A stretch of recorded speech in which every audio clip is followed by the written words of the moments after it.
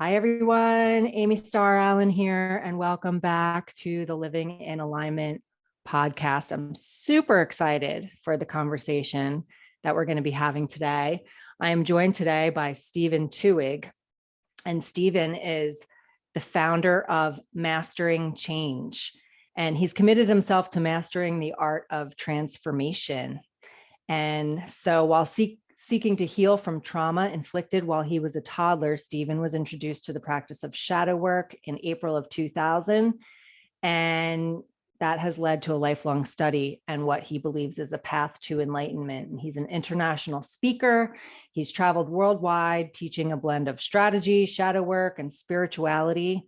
He has extensive study in mindfulness, mindset, business optimization, shadow work and facilitation, neuro-linguistic programming, otherwise known as NLP, hypnotherapy, group dynamics, peak performance, leadership dynamics, and unconscious communication. Wow, what a resume.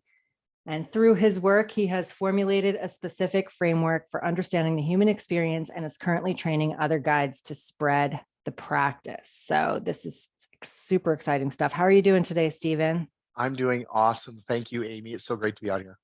Yeah, I'm so happy to have you here. So anyway, I have so many juicy questions and things to talk to you about, but I guess like one of the first things I think would be really great to hear is your story, like the trauma. You said you had experienced trauma as a toddler, which kind of led you to do this shadow work. So I'd love to hear you know, is you don't have to share the details if you don't want to about your trauma, but I would love to hear how you found shadow work and what it's done for you in your life.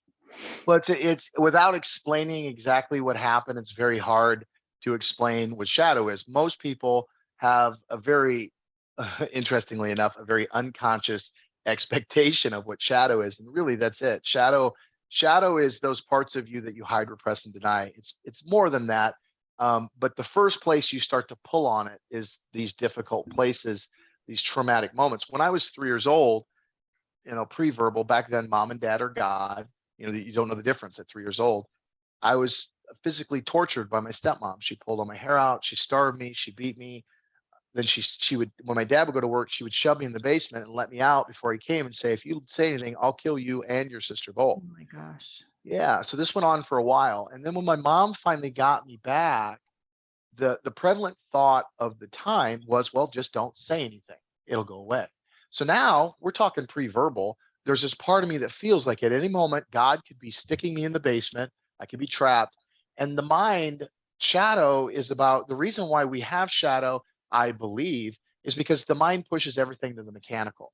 It wants to automate as much of the thinking process it can. I mean, over 20% of your thoughts, or over 20% of your caloric intake is just to manage the brain, just to use the processes of the brain, over 20%, which is the highest by far of all organs that you have in your body. And so the mind has created this thing called the default mode network, where it takes a zip file. This is what this thing means. And it takes the meaning, because that's the purpose of the mind, is to create meaning. And it zips it into a zip file, and then it shoves it in the back. And then I look through that lens of life for anything that looks like this so I can avoid it.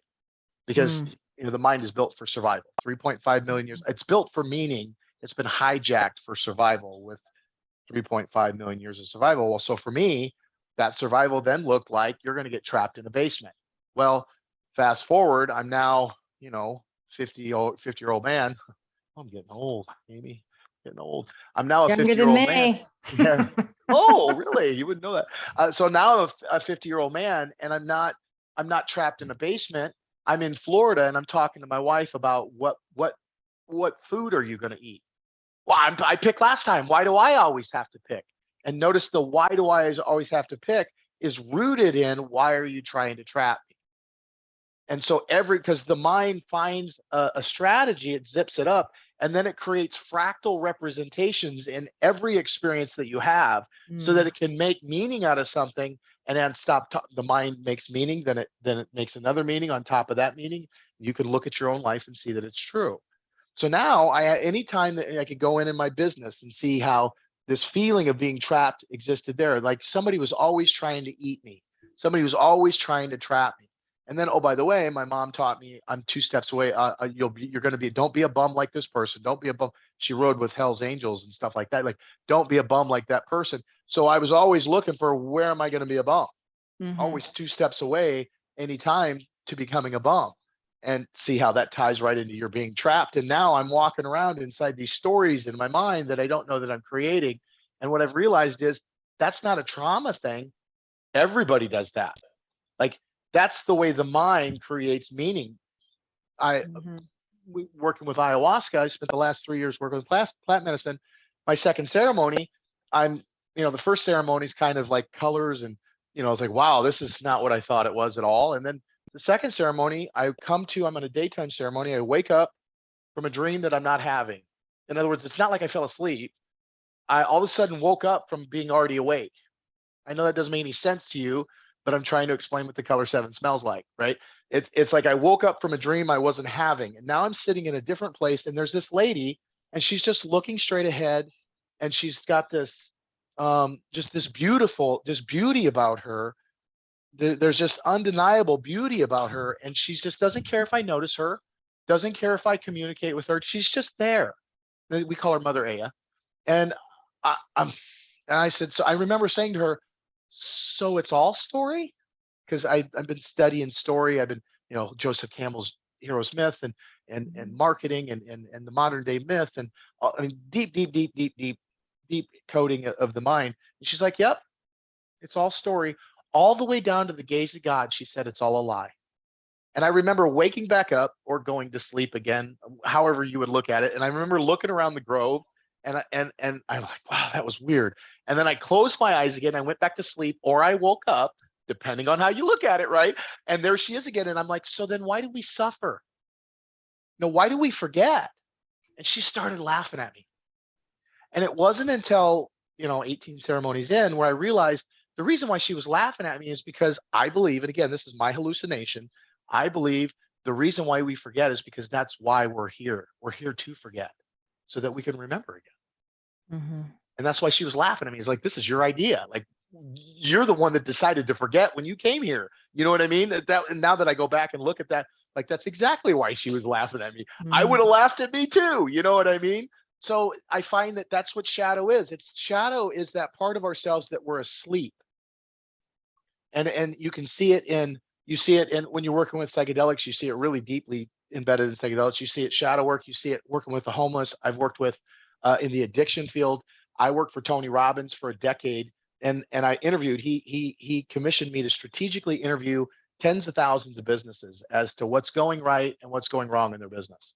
And I'm telling you, I said, okay, well, great. I just happen to have this thing called shadow work, this practice called shadow work. Let's see if it could be used here. And oh man, I'm telling you, within an hour, I was able to dive down in. 99% of business problems are related to the resources right in front of me, but I'm misallocating it based upon some misconception of reality that I'm having. So it works everywhere.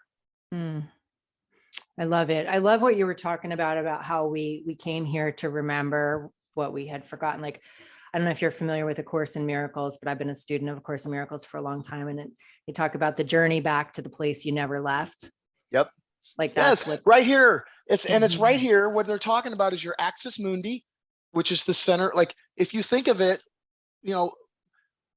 I believe that the reason why religion is so difficult is because each religion dies with the creator.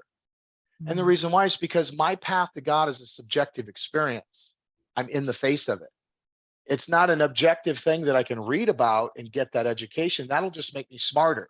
So many people in our world are drowning for information. They're starving for wisdom, right? They're screaming for connection, but yet they're screaming at everybody from conflict.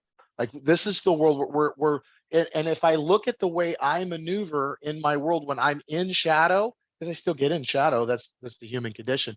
What I notice is that's why it's the same thing. It's like I want to create this other thing, but I go into shadow, and it's like there's an aversion in my behavior where I create the very thing that I'm trying not to create. I create fear when I'm trying to create love. I create confusion when I'm trying to create understanding. I create dissension or disconnection when I'm trying to create connection and harmony. And This is all caused by, I went into shadow, I created some story in my mind of what's going on. And now I'm living out of a story of reality, and everything in my reality that I used to hold that story, call it giving it a hook, the story will stand up because it's true. It's like, yes, this person did do this to you. Yes, this did happen to you, but the two weren't related. You just made the connection in your mind, and then you use that to validate the story that somehow they were going to stick you in a closet. Mm-hmm. Makes sense? And Mm-hmm. again, this is the only reason I believe I had that traumatic experience was so that I could go all the way. I now know how to go all the way down in because I've had to go in there myself, all the way down in and go, okay, oh, so now when I'm talking to somebody and I feel this tension in my body, I'll go, okay, what's going on? What's the storyline I'm telling myself? This guy's trying to lead me down. Do you feel like you're being trapped in a basement? Because I've got that right out, and we call it keep it out in front of you. Like, oh, it is. And now I know I'm lying to myself. The first rule of shadow work is that you lie to yourself first. I lie to myself first. We Mm-hmm. all do. Mm-hmm. That's awesome. Okay, so all right, so I want to figure out how. I know that you deal with plant medicine, which is something that's very something I'm very interested in and have been exploring. I haven't done, well, I've done combo. Are you familiar with combo? That is plant medicine. I mean, Yes. It's a not frog it's a secretion, frog, right? technically a plant, but it's in that category. And it was very ritualistic with a shaman and all of that. So my father did ayahuasca many times and had some huge results with it.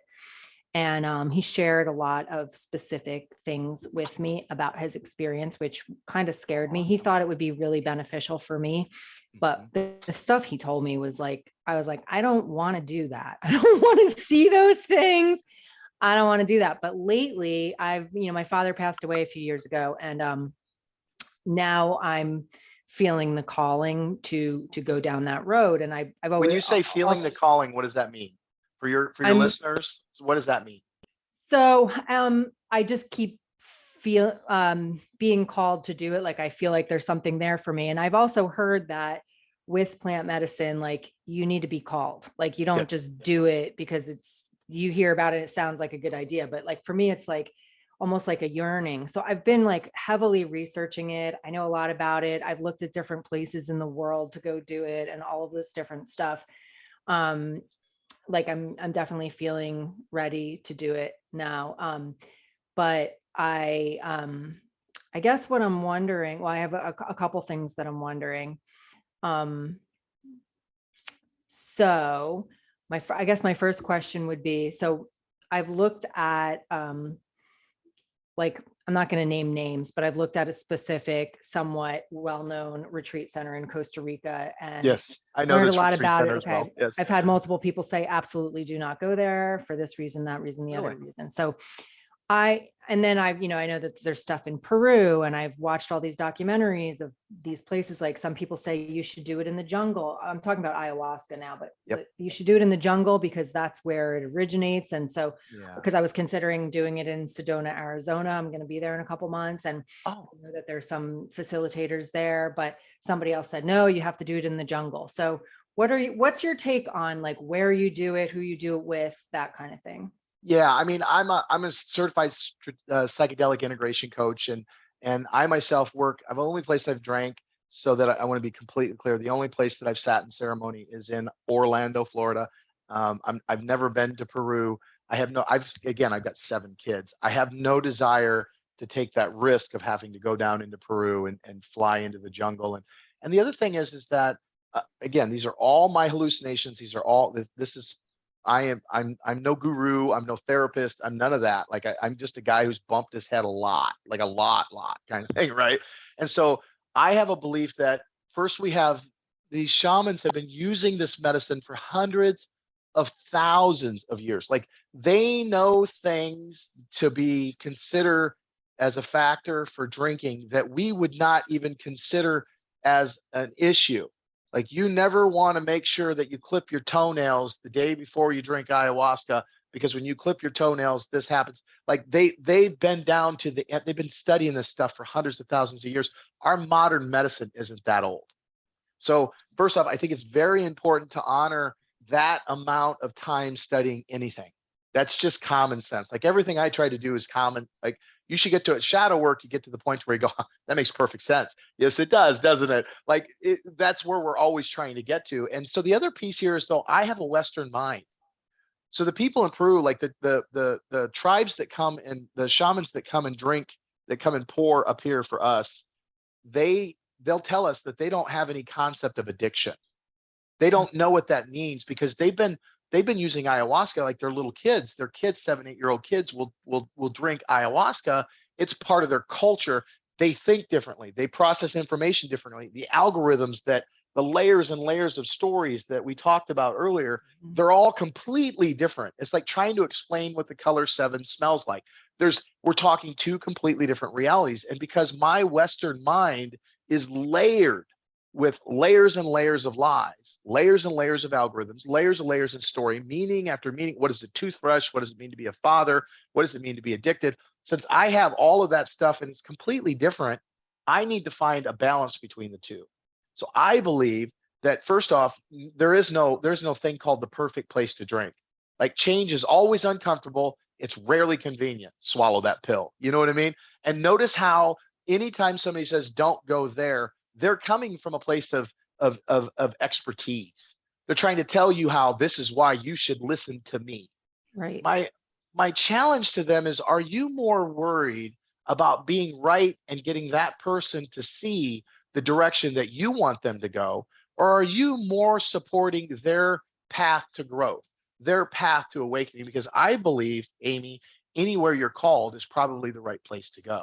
As long as, again, there's a lot of weird stuff going on right now in the psychedelic world in regards to facilitation and the way that it should be safe. I think that it should be safe. Like safety should always come first. I believe integration, having integration as in the Western mind, you go see some stuff like you talked about, that stuff that you saw. Well, if you have a conversation, if you go in and you actually start to unpack the stuff you see with an integration coach or with a psychedelic therapist who's been trained to understand what's going on, well, then what you start to see as I'm working with somebody with shadow, they go, oh, it's interesting that you bring this up because my vision, mother said da da da da da, and I'm standing there going, she told, like one guy, mother told me I need to go easy on myself. And okay, all right. And she said I need to take a break. And then I see this person working and they're just running 80 hours a week. They're stressed to the max. Their mind is just running 1,000,000 miles an hour. And they don't quite understand how to plug that mother said to slow down to the actual slowing down in their life. That's really what's important. I don't really care who you go to. I don't care what medicine you use. I don't care. None of that matters to me. What matters to me is what works for Amy. What's the best place for you? What's the right medicine for you? And how are we going to integrate this so that when you show up tomorrow, you show up with this new packet of information and you start implementing, you start planting the seeds in your life so this new experience can grow out of your life. Like that's what really matters. And you can get that in Peru. You can get that at that name that shall not be named in Costa Rica. You can get it to the name that shall not be named here in Orlando. You can get it in Sedona. I think that would be a beautiful place. The energy in Sedona is so powerful. Again, do they have the experience from a lineage standpoint? Are they being plugged into the hundreds of thousands of years of training? Because listen, they found ayahuasca in Siberia 1,000 years ago. So when you say it came from Peru, no, that's where we became aware of it. There was forms of this stuff going on in Greece. There was forms of this stuff going on in Ireland. There was forms like this. The working with plant medicine has been going on around the world. We've just recently, the only place you're going to find it is in Peru is because we hadn't modernized that area yet.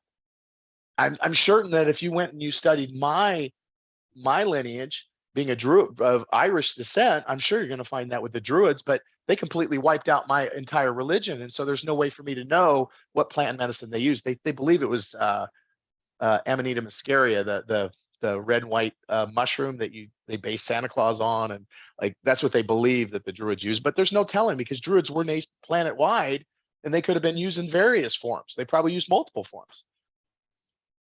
Right. So that's my story. That's my belief. All right. So So does the person, the facilitator, like I know I've just heard like it's very important who facilitates it. Yes. Basically what you said. Do they have the experience? Do they have to be a shaman? How do you know if someone's qualified? Because I know people that are not shamans that are facilitating plant medicine. And Who taught you how to work with the medicine? How much time have you spent with the medicine? It okay. took me just in my own personal ceremony, it took me till it was my 8th ceremony when it said, okay, give me this medicine.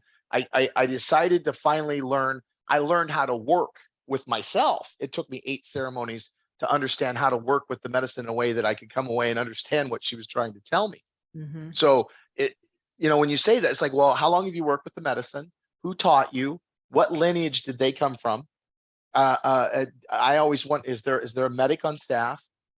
Do you have somebody here that's been medically, like there no SSRIs? There's certain heart medicines that you want to take. I mean, you don't want no MAOI inhibitors in your system in any way, shape, or form. Any MAOI, that cause severe reaction, like severe reaction.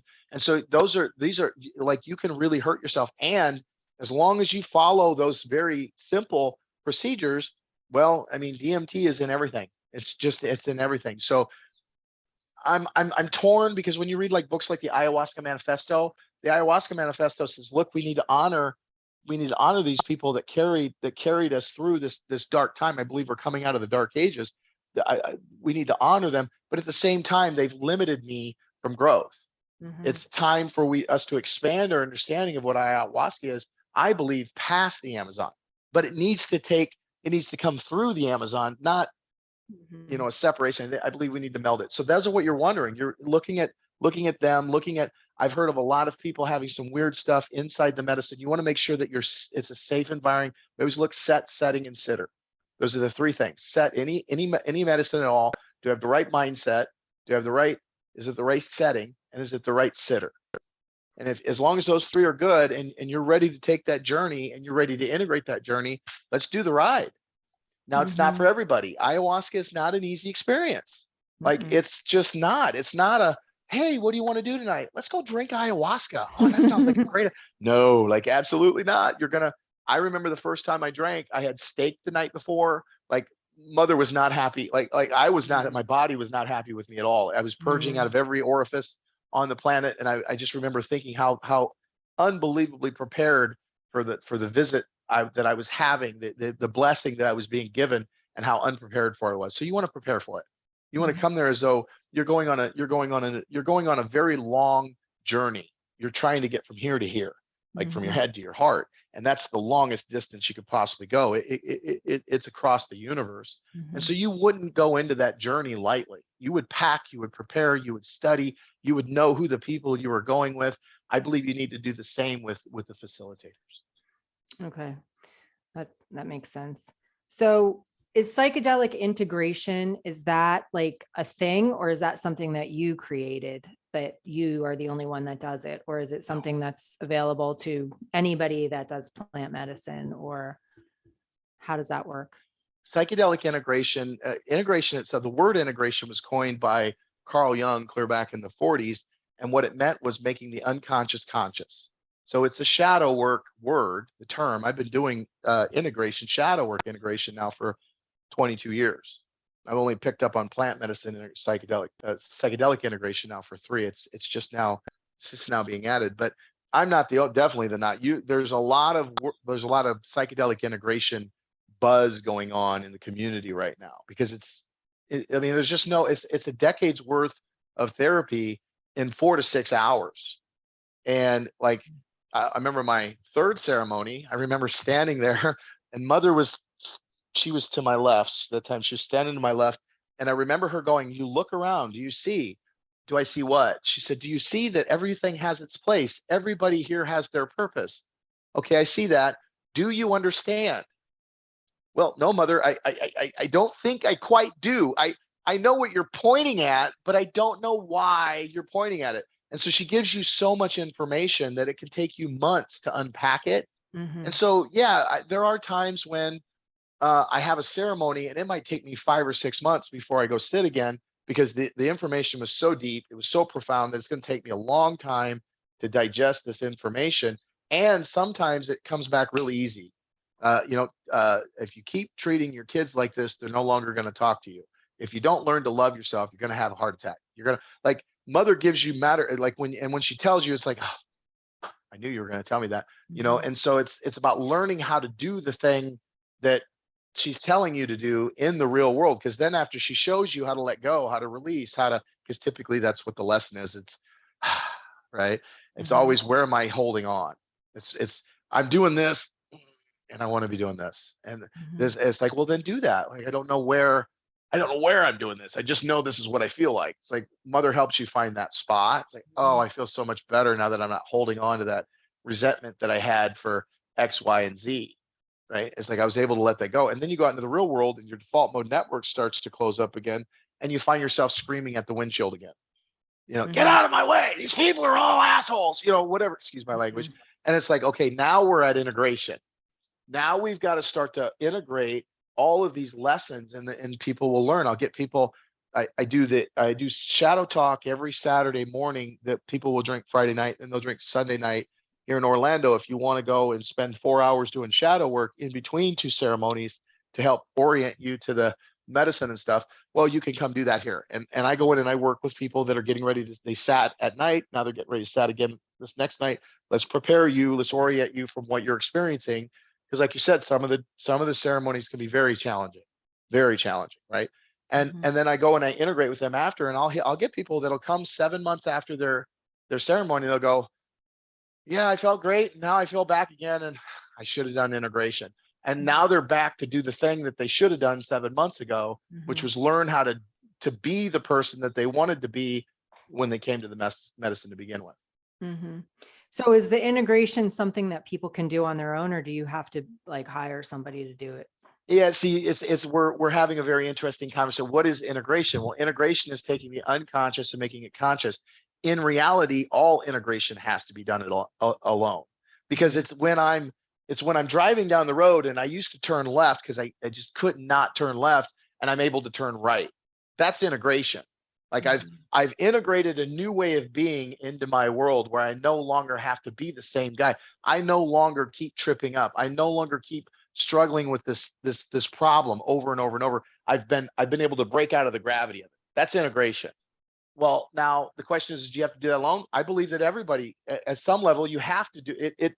Integration is not the integration sessions with me. It's That's the personal. preparation, learning how to integrate, learning what, but everything, integration's done in what I like to call in theater. It's like in the face of it, in the subjective experience of your life. How are you showing up? I'm still showing up frustrated. Okay, and shadow work, we go into those. Talk to me about that frustration. Talk to me Mhm. about that fear. Talk to me about that shame. Talk to me about that anger. Like, I'm going to find the place that your eyes don't want to go. Like, whoa, what was that? Go back there, right there. What is that? I don't want to talk about that. Okay, but that's the problem, Mhm. is you don't want to talk about that, and your mind will do anything to keep you from going in that. It'll even lie to you, and then it'll lie to you, and now you're living out of a lie, and now everybody around you can't figure out why you're doing what you're doing, and to you it makes perfect sense, but for some reason it's causing suffering. We need to integrate this new awareness. Oh, it's because I feel like I'm being trapped in that basement. And then the hologram will come down, and then I don't feel like I'm being trapped anymore. Mhm. This is psychedelic work. This is shadow work. This is addiction work. This is business consulting work. This is like, I'm no longer living out of the illusion of what I thought world was. I have, this is a path to enlightenment. Like, Mhm. time and time again, people will come to me and they'll do work, and you're going to get to the point to where, like shadow ceremony, we don't do any medicine, and we drive people down. And on Sunday, I'll go, how many of you here have done ayahuasca? And right now we're getting about 75%, sometimes 60, and they'll raise their hands, and I'll go, okay, hold your hands up. How many of you feel this was the same thing? Every single one of them will raise their hands up. Many of them will state that this was even better because they were conscious, because Mhm. they know it wasn't the medicine that took me there, it was me that took me there. And so that it for them ends up many times being even more powerful, because they're going to the same spot. We don't need the medicine to get there. But even then, that's not integration.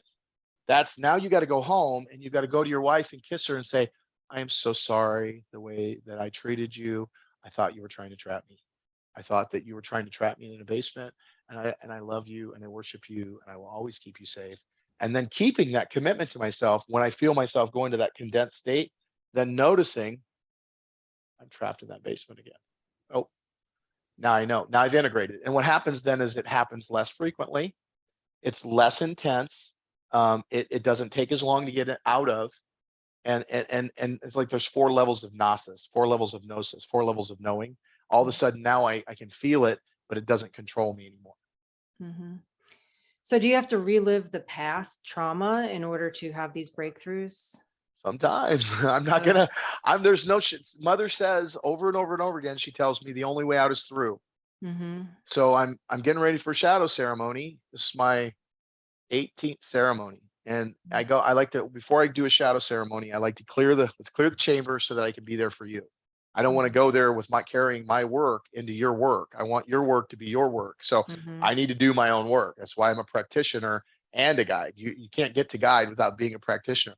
So I'm into my work, and it always starts off, I go into a state of prayer. I start with my youngest and I hug them, they hug me. And again, I have 7 kids. So I spiral. By then I'm under the medicine, right? But I go out to my family, and then my clients, and then my tribe, and then my community, and then the world, and then my enemies and the people I don't know, and then the universe. And by then I'm under the medicine.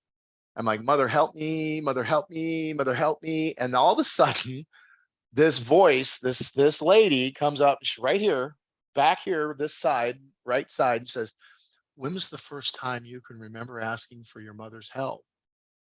And bam, now I'm down in the basement. I can remember it's like, oh, let me out, let me out, let me out. Oh shit. And I mean, I'm terror. Like, and it's so much terror, Amy, that my mind is blacking out. Like I'm seeing splotches of blackness. Like I'm blacking out. It's so I'm gonna much have terror. nightmares tonight. Listen, and what I hear is this voice behind me going, keep going forward, keep moving forward, keep moving forward. And because the only way out is through. What happens is I think, you go to, like, I just had to carry a bunch of stuff that I had in a storage facility. We had to load it up in a U-Haul and bring it back here from Colorado. And I got this knot in my back from lifting stuff up. And everything is fractal. If this happens in the physical world, probably happens in the mental world. So what happens is some stressful event happens and we get a knot in our consciousness. That D knot, that dark night of the soul, causes us to, and what we do is we go, no, and we tighten up, right? And now it's like my ship, I've been floating down the river, and this scary point made me take that ship to harbor, and I've anchored there underneath time and space. And you're floating down the river called Amy, of the story called Amy, in the boat called Now. Like, that's what you're doing. You're floating down the river of the story called Amy in the boat called Now. Well, part of you took harbor back there in that trauma point. And below time and space, below quantum theory, there's part of me that was always feeling as though he was trapped in that basement, because there is no time, there is no space. That's all an illusion. Time is just an illusion, doesn't actually exist. And so part of me feels like that's happening. And so you start to experience what it means to have no time. So you can't do that when you're in. So there's many places that, yes, if it's a point in space, do you have to? No, you can tell mother, I'm not ready for that. Like, mother will listen. Like, the mushrooms will not, they're not going to give you more than you can handle. That's why I prefer plant medicine, and I don't do LSD. I try to stay away from that stuff that's in there. I got a lot of my facilitators. They do work with that stuff. I choose not to, because I know that there's something about that plant being conscious. Yeah. And if you eat too many mushrooms, you're going to puke them out. If you drink too much ayahuasca, mother's going to shut it down. Like, I've seen it happen where one lady's walking around with a whole coffee mug full of ayahuasca, no experience at all. None, like none. I take a shot glass and I'm out. Like, I'm gone. Like, she's walking around with a mug going, hey, how's it going? Like, I'm like, there's no way. That's insane, right? So that's why I only work with plant medicine, because I want that ability to know that there's a safety net there. Yeah. And trusting that the plant has consciousness, and it does. Yeah. Yeah, I have experience with other hallucinogenics from back in the day before I got sober, LSD and mescaline and stuff. You know that Bill W. did LSD, right? Did you know that Bill W., when then they talk about Bill had an awakening moment, and that's where the format of AA. What really happened was he had taken what's called the belladonna cure, and the belladonna cure is a hallucinogenic. It's called nightshade. and it's a psychedelic experience. The psychedelic experience opened Bill up, and then he then went to the Oxford group and took their information, combined it with what he'd been given, and then created what we now know as the A program with help with Dr. Bob, right? Dr. Bob came along, gave him the structure that he needed. And then he was fighting with depression, and he got down the road, and he went and tried LSD, and he had this experience. All the old timers had to say, Bill, shut up. Like, you're going to kill this program. And I think that that was a wise decision. You don't need psychedelics to get there. But I know for me, having made that trip with mother down in that basement, I now know when I'm trapped in the basement. I know where I'm holding on. Because have you ever seen the way they catch monkeys in India? No. Yeah. So what they do is they take a gorge and they hollow it out, and then they'll put some fruit in it and they'll tie it to a tree. Monkeys are all standing around, and the British soldiers, I get the video, they'll go walk off in the corner and they'll just be standing there. And then the monkeys, being curious monkeys, being what they are, and what are we, hairless monkeys, right? We're curious. They'll just go up and they'll see that there's a hole. They'll put their hand in it and make a fist. And because there's a fist, now they can't fit their hand. They can't get their hand out of the gorge. And you'll see the officer come up and they're biting at their hands, like they're trying to gnaw their arm off, and they can't get their hand out because they don't know, they can't see their hand. Right. The problem is I couldn't see that I was trapped in my mind. I couldn't see where I was holding on. Now, because I had to go that far down, all the way down to 3 years old, pre-verbal, now I've had to go through all of those codings, all of that algorithm to get down to see how deeply I lie to myself. And now that I know that, it's like, that's just not me. That's the mind. That's how the mind is operated. And so now I start to look at shadow work differently. Now it's this, I'm looking at the points where these same things help me succeed. And I'm starting to see where not only is it the pain, but it's the gold. And I'm starting to disconnect from this. Shadow is the parts we hide, repress, and deny. Anything underneath your conscious thought that's driving you forward is shadow. And when you remove it all, just like Mother said, it's all story, all the way down to the very gaze of God. And on my 24th ceremony, I went through that process of wiping all the story out, and literally all the way down to the gaze of God, to the very gaze of God. And it's like, that was through psychedelics. So yes, is it difficult? It's not easy. It's not for the faint. You definitely should not go in any psychedelic. Like, this is not I know kids use it for party, and I talk to a lot of folks that say, oh yeah, you're wanting people to use it the way you want to use it, and people should be able to use psychedelics. Okay, well, I'll give you that. But if you really want this stuff to help you, if we really want to create a society that is moving in a direction of love, not survival, we've got to learn to let go of those old things that we're holding on to, that most of us have forgotten that we're holding on to. Like, being born is not living. Being born is just the invitation to come alive. It's not till I wake up to the coding and see that, oh, I've been trapped in a basement all this time. And now I have to do the work to remove that coding out of my programming so that I can now be part of the human race in a way that's practical, functional, and effective. Freedom. Yep, that's what it gives you, but it's not meant to be done lightly. And I think that you should have integration. I think that if you're going to take a journey, you want to get the most out of that journey. So yeah, you should be there, somebody that knows the road ahead, so they can say, hey, don't walk there. You're going to bump your, see, you're going to want to duck every time you walk there because it's bumpy right there. That's awesome. Yeah, so I get it. The integration is just as important as anything else. Because I have a lot of people in my audience that are entrepreneurs, own their own businesses and stuff, and I know that you work with business strategy and stuff like that. So how does this experience that you've been talking about carry over into business? Is it something that you help people, like, with specific business stuff, go on journeys like this? Yes. So microdosing, I do a lot of microdose coaching people with using microdose regimes to help people, because with mushrooms and microdosing, it creates what we call cognitive flexibility. Most psychedelic work is what I would like to refer to as a non-specific focus enhancer.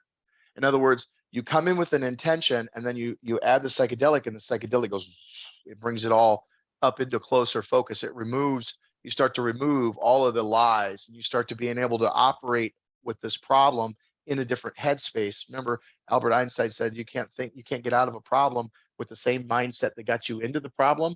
Psychedelics take you way beyond your current mindset. They put you in a different headspace, which then gives you access. If you think of the mind, 3.5 million years, it's been, you don't need to pay attention to that. You don't need to know that. The animal that survives is not the animal that can see the most. The animal that can survive is the animal that can ignore anything that's not important to its survival.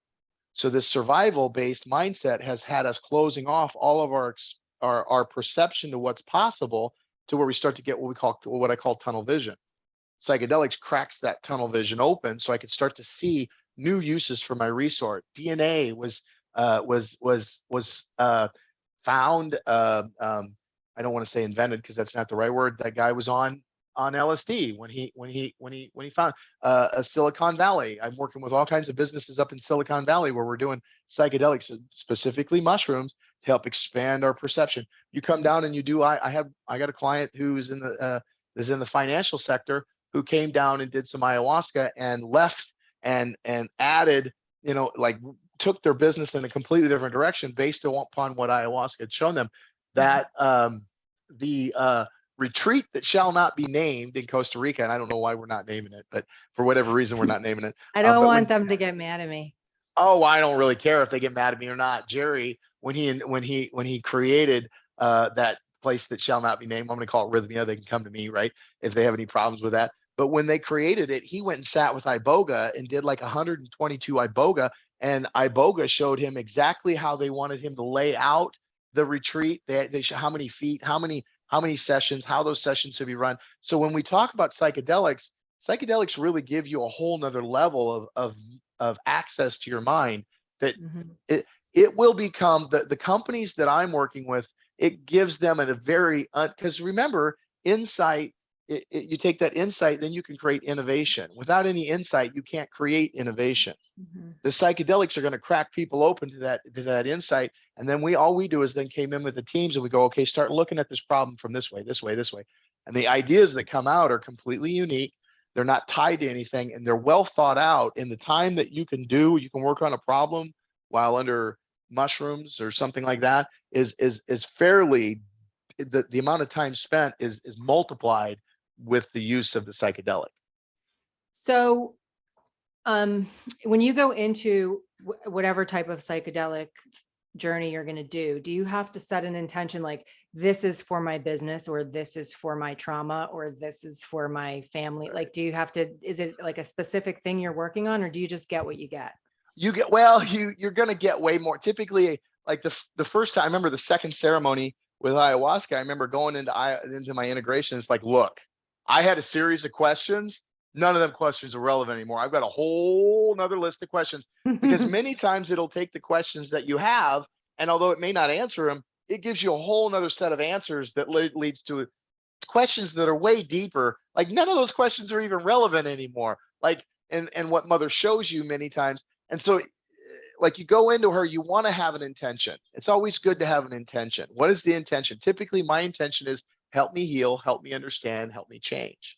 Those are the three: help me heal, help me understand, help me change. I set that intention, and then I'm along for the ride. Because you've ever seen that show? I'm going to really date myself now, Amy. Have you ever remember that show used to come on called Kung Fu with David Carradine, where he was the bald guy that was in the Old West? He was a Kung Fu guy, and it would take him back to when he was a Shaolin monk.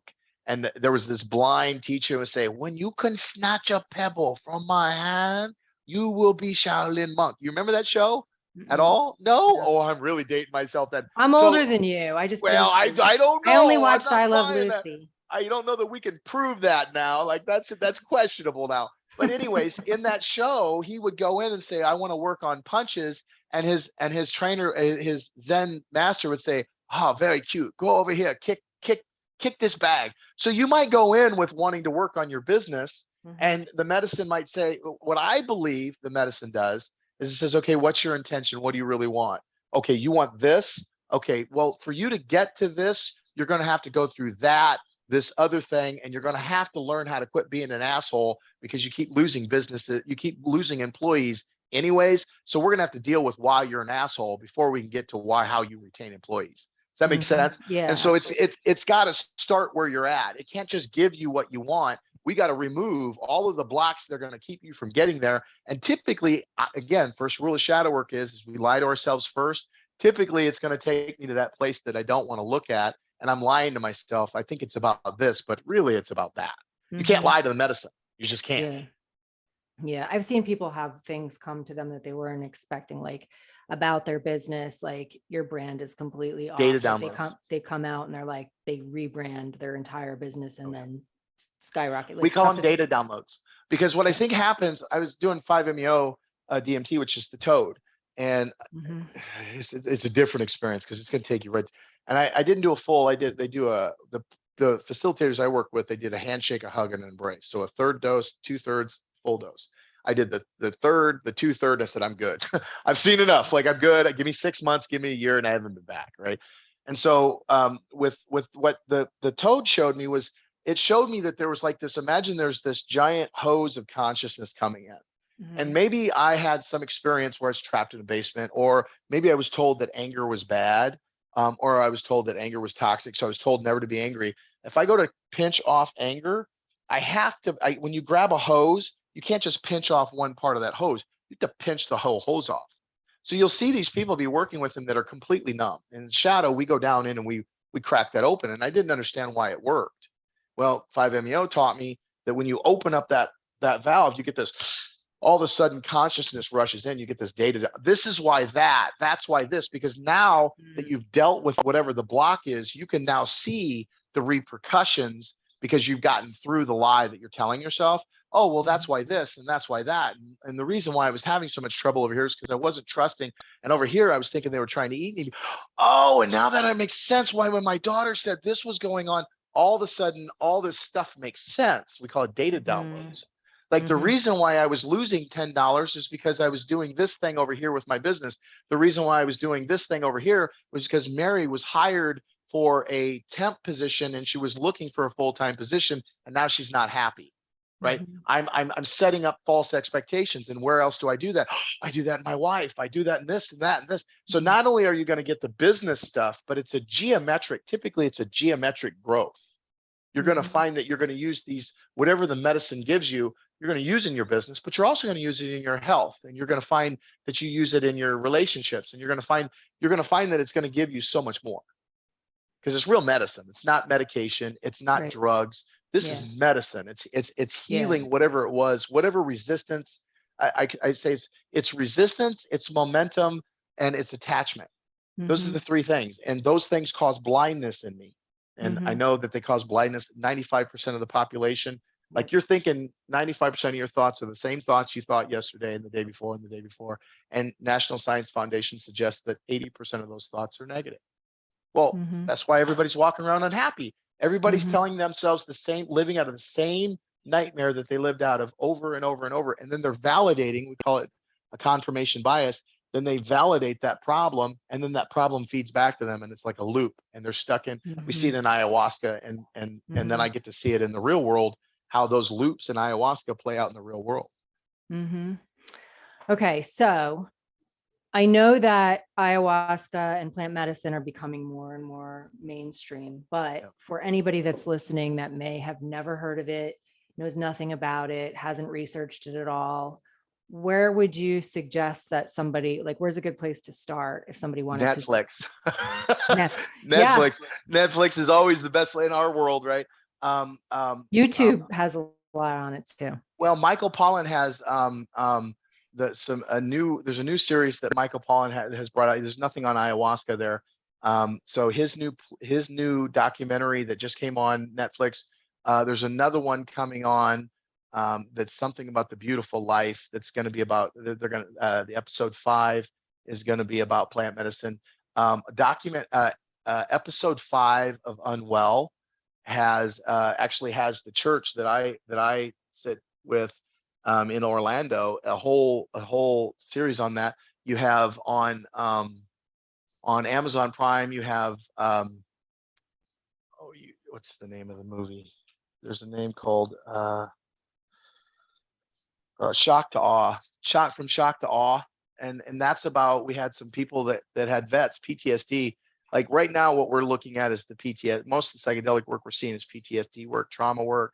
We're seeing people that are struggling with addiction. Like I'm dealing with people coming off of heroin. Like the stuff that we're dealing with are very, it's the trenches, folks. Like these people, like you don't just come to ayahuasca, you know what I mean? Like you're not there to drink, you're not there for the tea and the chips. Like that's not why you're there. You know what I mean? Like, 'cause I don't know what else to do. I'm suicidal. I'm going to kill myself. Like my so-and-so just took their own life, or I can't keep a needle out of my arm, or da da da. Like, and we're also getting the seekers, and we're getting the business folks, and we're getting, those are cutting edge people though. Those people are looking for an edge. Very rarely do we, in our society, most of our society kind of sticks to the center of the pack, right? So right now what we're seeing is we're seeing these people looking for either on the fringes, or we're looking for people that just, they can't find any help anywhere else, and they have to go past modern medicine to reach the sacred in them. And Carl Jung called it the numinous. Somehow the numinous makes the problem numinous. Somehow when I touch the sacred in me, when I find the God in me, somehow the problem in and of itself becomes points to the God in me. It's the strangest. I know it's weird. I know I'm talking woo-woo, guys, and I didn't come from the woo-woo world. I come from the very practical. But now my real excitement is when I'm getting these clients that are coming to me. Hey, I've got 5 people on my team, and we'd like to do what can you do with us in mushrooms? Or hey, I'm a business owner, and I want to take my business to the next level. Like I'm starting to see more and more of that. And I believe that once our society finally reincorporates psychedelics as mainstream, because this is something that's been stripped of us.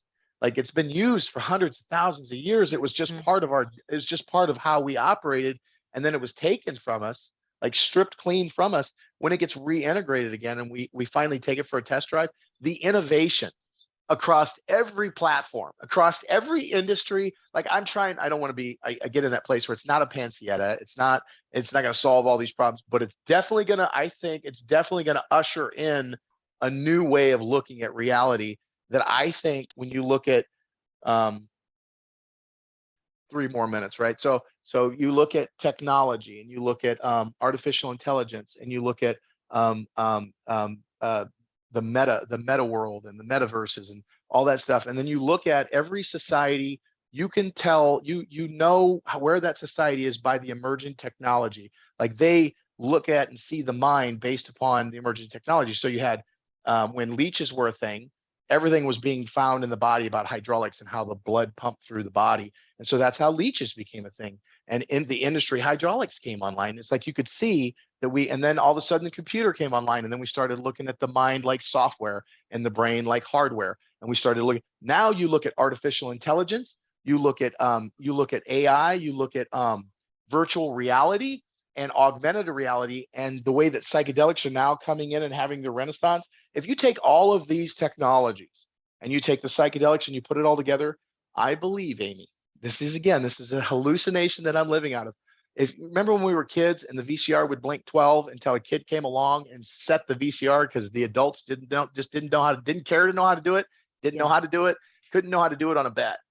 I believe our kids as kids are gonna be looking at altered states, are going to be looking at reality at the same way that our parents looked at us when we were changing the clock on the VCR. I think that's what's going to happen. If it all keeps moving in this direction, how could it not?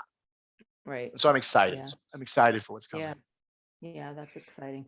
Okay, so I have one more question, and then I want you to tell everybody how to learn more about you. But one of the questions I have is that I saw on your website that you train other guides. So what does that look like? Like, can anybody be a guide, or what would I need to do if I wanted to be a guide? Do you have to do like a certain amount of journeys, or like, how does that work? No, well, yes and no. I have guides that have never touched psychedelics. So as a shadow guide, you have to, you by nature will be able to work with psychedelic experiences because they're the same. It's the same kind of medicine. It's the same kind of journey. You're following them, the medicine, they're doing all the work. They are the medicine. We understand that we have no answers. Like a good shadow guide doesn't leap to conclusions. They're going to ask you a question because they want you to plug that in. So to be a shadow guide, first off, you have to be a shadow work practitioner. Well, we have to initiate that. So January 27th in Houston, we're having our next shadow ceremony. And that's a very intimate group where people are going to come in and we're going to go down in and we're going to touch the deepest, darkest, scariest part of you. Like we're going to be looking for that part of you that you do not want to go to no matter what. Like, so think of that moment. And As I say that, people go, hell no. Why? Because in your darkness is where your gold is. Joseph Campbell said, it's the cave you most fear to enter that holds the treasure you seek. Carl Jung said, we do not become enlightened by imagining beings of light, but by going down into the darkness and pulling them out, right? And so, or something to that effect, right? What we do is we go through the cave into your shadow, but to get to what I call your well, which is that part of you. Stuff doesn't come to you. Stuff doesn't come from you. Stuff comes through you. We're creators. We're not consumers. We've been programmed to be consumers, but really we're creators. And so this process has to go, you have to go through the shadow to connect to that well, so that we know that your axis mundi is intact, so that we know that you're coming from source. You're not coming from shadow, from story. That opens you up. Now you're now a practitioner. Once you do that, then we have age trainings, which are advanced guide trainings. And we have weekly integration calls where I have to sit and watch you facilitate. And it's probably, I mean, to become a guide, it's, for us, it's a 2 to 3 year journey. Like, it's a commitment. It's not anything. And you're going in the deepest, darkest parts of, so it's not only is it a commitment from a, well, you're going to commit for the next 2 or 3 years to doing deep archetypical algorithm level work that's going to take you all the way down to the very gaze of God.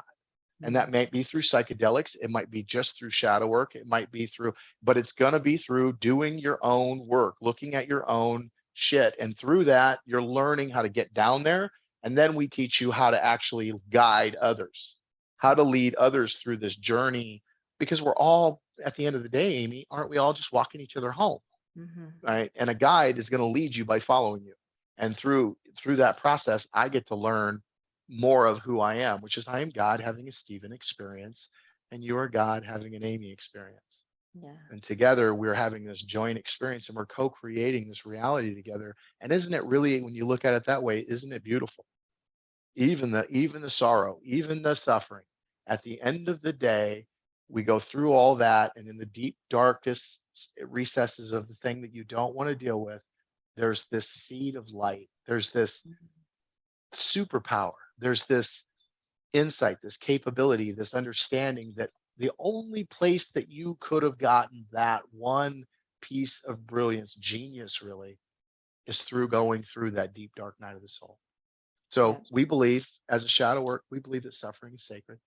And so if that sounds even remotely enticing to you, it's time to chop the wood, carry the water. The fires are burning. This world we know right now is asleep. We are in the dark ages right now, and it is time to wake up. And that means that there need to be people here going, are you awake?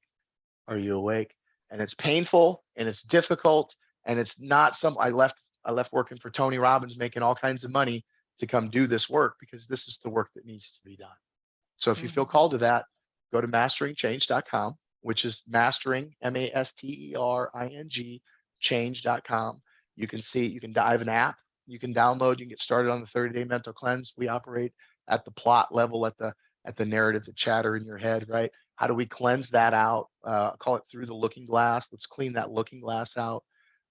We have, there's an intro to shadow work section on there that's coming out. There's an intro to psychedelic work that's coming out there as well.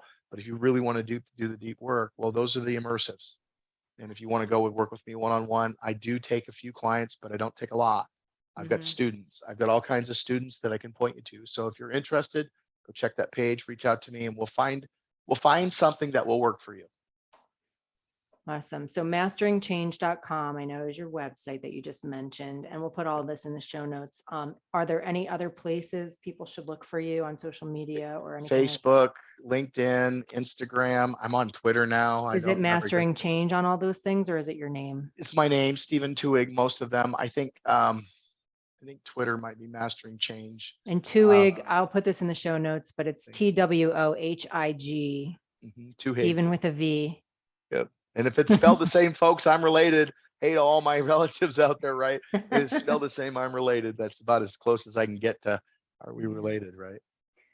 Well, this has been amazing. And I feel like we need a whole other session, because I still have so many questions. But is there anything that I didn't ask, or anything that you didn't say that you feel would be beneficial to leave people with today?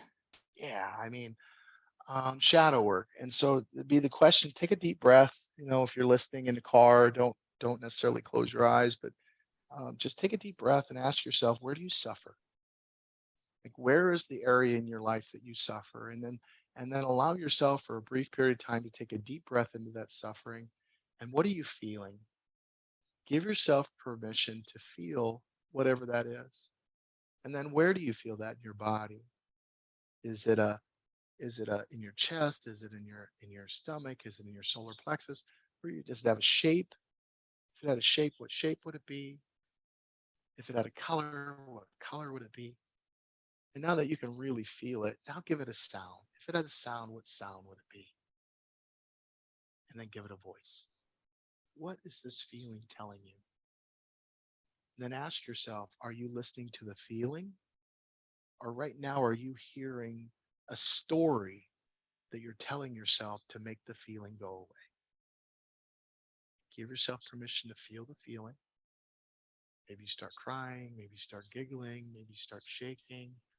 Whatever it is, allow yourself to just purge and feel. The Hindus call them samskaras. These are pockets of energy that we swallow down because it's too painful. And when I swallow an experience and don't allow myself to feel, that's when suffering starts. I start to create stories based upon those energy packets that are stuck down in me. This is the nature of your suffering. Give yourself permission to feel and to love. Now, in your mind, just say, my soul knows. Yeah, you probably heard something really, really quiet, really just underneath the surface. Didn't care whether you believed it, didn't care whether you heard it. It was just giving you the message. That's how you know if it's love, because love doesn't kick down the door like the Kool-Aid man, does it? It just tells you what is. Give yourself permission to hear the truth, which is you are God having a human experience.